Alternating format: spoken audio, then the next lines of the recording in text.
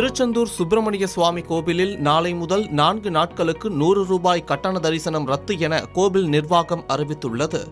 முருகப்பெருமானின் 6 படை வீடுகளில் 2ஆம் படை வீடாக திருச்செந்தூர் சுப்பிரமணிய சுவாமி கோவில் திகழ்கிறது. தினமும் இங்கு ஏராளமான பக்தர்கள் சாமி தரிசனம் செய்கின்றனர்.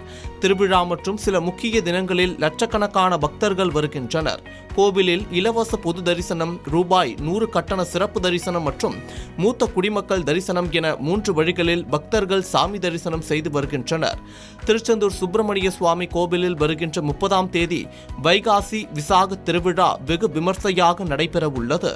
அன்றைய தினம் பல்வேறு பகுதிகளில் இருந்து ஏராளமான பக்தர்கள் பாத யாத்திரையாக வருகை தந்து முருகனை தரிசனம் செய்ய வருகை தருவார்கள்.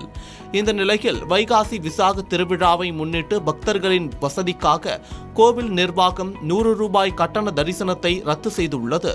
லட்சக்கணக்கான பக்தர்கள் குவியும் திருவிழா காலங்கள், ஆடி கிருத்திகை மற்றும் வார இறுதி நாட்களில் மக்கள் நீண்ட நேரம் காத்திருப்பதை தவிர்க்க இந்த 100 ரூபாய் வழி தற்காலிகமாக இலவச வழியாக்கப்படும் என தெரிவிக்கப்பட்டுள்ளது. அதன்படி நாளை 28ஆம் தேதி முதல் 31ஆம் தேதி வரை 4 நாட்களுக்கு திருச்செந்தூர் சுப்பிரமணிய சுவாமி கோவிலில் 100 ரூபாய் கட்டண தரிசன வரிசை முறை ரத்து செய்யப்படுவதாக கோயில் நிர்வாகம் அறிவித்துள்ளது. இது பக்தர்கள் மத்தியில் மகிழ்ச்சியை ஏற்படுத்தியுள்ளது.